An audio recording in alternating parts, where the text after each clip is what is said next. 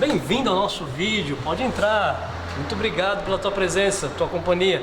Não se esqueça de compartilhar os nossos vídeos, de dar o seu joinha aí, se inscrever no nosso canal. Depois de tudo isso, reza pelo Padre e pode ficar à vontade. Um grande abraço.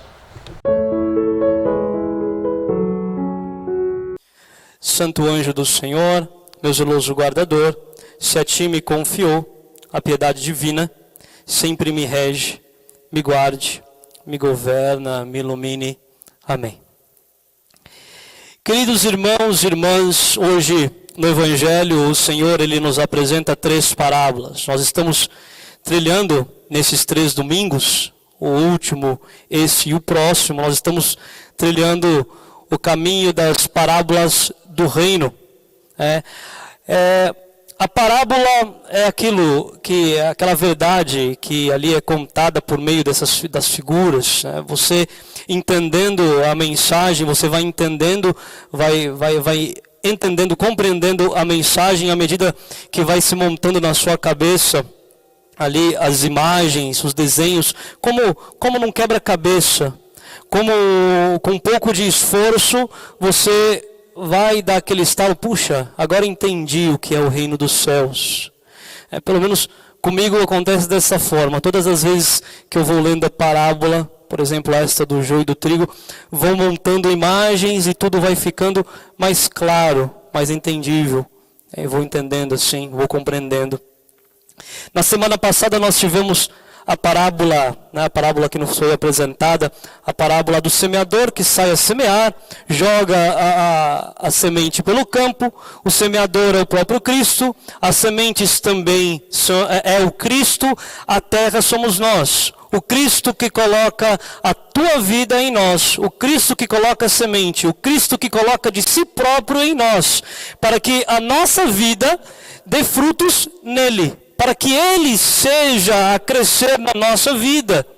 E o Senhor ali, Ele coloca, na semana passada nós vimos, Ele coloca algumas indisposições do nosso interior, a nossa carne que vai nos impedindo, algumas indisposições nossas da nossa carne, que nos impedem, que vão nos impedindo de crescer em Cristo. Vai impedindo de Cristo de frutificar em nossa vida. Aí ele dá lá os exemplos, que são a distração, também a distração, o encanto pelo mundo, o encanto pelas coisas vãs, o medo, que são os espinhos, as angústias, e vão ali sufocando as sementes. Enfim, algumas indisposições que impedem o Cristo de frutificar na nossa vida. Nos impedem de aprofundar, de sermos a terra boa. E hoje o Senhor, nessa parábola, Ele nos coloca também uma outra dificuldade. Uma dificuldade que nós temos. Mas uma dificuldade agora não interna a nós. Uma dificuldade externa. Uma dificuldade fora de nós. Que é o diabo. O Senhor fala do diabo hoje. São João da Cruz, ele coloca 3 dificuldades que nos impedem de ser mais de Deus, que nos afastam de Deus. E elas vão perdurar até o fim.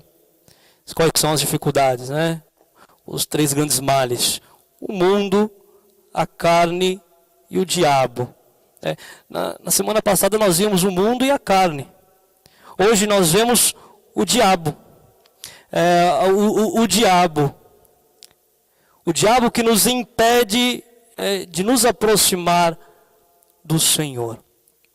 Então a primeira coisa neste evangelho, nesta parábola, quando o inimigo veio para semear ali o joio, como estavam aqueles que cuidavam do trigo? Eles estavam dormindo. Quando o inimigo veio, todos estavam dormindo. Primeiro, para vencer o diabo, nós não podemos dormir. Para vencer as tentações, nós não podemos dormir. Aqueles que dormem na vida espiritual, muito mais facilmente cairão nas tentações, porque o diabo não dorme. Muito pelo contrário, pouco importa se você está bem, pouco importa se você está rezando muito, se você está rezando pouco, mas o trabalho do diabo é te tentar. O trabalho do diabo é jogar a semente de joio em nós. Então, orai e vigiai. Não podemos dormir, não podemos deixar dormindo a nossa vida espiritual. Facilmente nós trocamos a nossa vida espiritual por outras coisas. A vida espiritual não tem valor para troca. Ou nós rezamos, ou nós rezamos. Não podemos dormir na luta contra os nossos pecados. O pecado é a semente do diabo em nossa vida. Significa que você precisa rezar o tempo todo. O tempo todo, padre? Sim. Você precisa rezar o tempo todo. Vamos colocar aqui um termômetro, né? Pare e pense na sua vida. Quantas vezes você tem tempo para assistir lives de algo, filme? Não estou falando que isso é ruim, tá? Mas quantas vezes você vai lá, assiste coisas e vai deixando e vai vivendo, deixa para rezar na última hora do dia, deixa para rezar no último momento, quando vai dormir. Lembro uma vez, fui atender confissão, eu perguntei, mas como está a sua vida de oração? Eu tenho rezado, padre, eu tenho rezado. Sempre? Sim, todas as noites eu rezo. Rezo uma Ave Maria antes de dormir. Pois bem, reze à noite, mas reze de dia, reze à tarde também. É necessário rezar, não deixar a oração por último, não deixar a vida espiritual por último. Pense, quantas vezes você passa o dia, faz um monte de coisas, perde o seu tempo com rede social, WhatsApp, rede social em geral.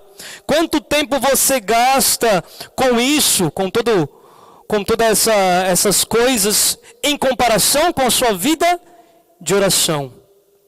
Se a tua vida de oração não for o principal, é lógico, o demônio plantará joio na tua vida. Porque você está deixando a sua vida espiritual adormecida. Não sei se vocês já pararam para pensar nisso, mas pense que o teu Senhor, Ele está todos os dias derramando o seu sangue precioso por você. O Senhor todos os dias está se matando por você, se dando em sacrifício por você. Todos os dias, em cada altar, em cada Eucaristia. E às vezes nós simplesmente estamos dormindo. E quando nós estamos dormindo, o inimigo vem e planta o joio. Sabe que o joio, numa quantidade razoável, ele pode até matar. Imagine, o inimigo vem e planta veneno no teu coração. Quando nós estamos falando de joio, não estamos falando ainda de pessoas inimigas. Porque, os inimigos, nós vamos conviver com os inimigos da igreja. Não, os inimigos a gente já não espera nada. Os inimigos são inimigos. Mas quando nós estamos falando de joio, nós estamos falando de pessoas de dentro. Pessoas que foram plantadas trigo, que são trigo. Pessoas que foram plantadas trigo, mas em cima deste trigo é semeado o joio. Você que cresceu inspirado pela santidade, o Senhor te deu o ar de santidade, buscar a Deus, buscar o que é bom, buscar o que é reto, e o joio vai transformando o trigo do teu coração, vai transformando o teu coração, vai envenenando o nosso coração com o pecado. São João Crisóstomo, ele dizia que numa guerra, os piores inimigos do batalhão, daquele povo que está ali na guerra, dos soldados, os piores inimigos não são os inimigos, os que estão do outro lado, Mas os piores inimigos são aqueles que estão dentro do próprio batalhão. Por quê? Porque eles sabem todas as tramas, sabem todas as coisas, aonde eles precisam atacar. Os piores inimigos são aqueles que já estão dentro daquele batalhão, dentro daquele conjunto ali. Para nos dizer, ele dizia isso para nos ensinar. Os piores inimigos da igreja são aqueles que estão dentro da igreja, os cristãos que dormem. Esses são os piores inimigos. Os cristãos que não vigiam, que começam a ser seduzidos pelo inimigo e começam a se transformar e ser descendentes do joio. Interessante quando o Senhor ele coloca aqui na parábola. Vou até pegar aqui a parábola. É interessante que, vejam, ele coloca aqui, aquele que semeia a boa semente é o Filho do Homem. A boa semente são os que pertencem ao reino. Os joios são os que pertencem ao maligno. Lá em Gênesis, lá no 4º capítulo de Gênesis, se não me engano, Deus fala para a serpente: porém inimizade entre a tua descendência e a descendência da mulher. Vejam, a descendência são aqueles, a descendência da mulher, né? Enfim, o trigo é descendência do maligno, do diabo, o joio. Não podemos nos deixar levar pelo pecado. Não podemos deixar sermos envenenados pelo pecado e dormirmos, estarmos adormecidos na vida de oração. E aqui eu quero colocar algumas espécies, umas espécies, vamos colocar assim, de adubos que fazem crescer o joio em nós. Vejam, e padre, você está falando que eu posso ser joio? Sim, eu, Padre Vinícius e todos nós podemos ser joio. Se perdemos a nossa vida de oração, se dormimos, nós podemos ser joio.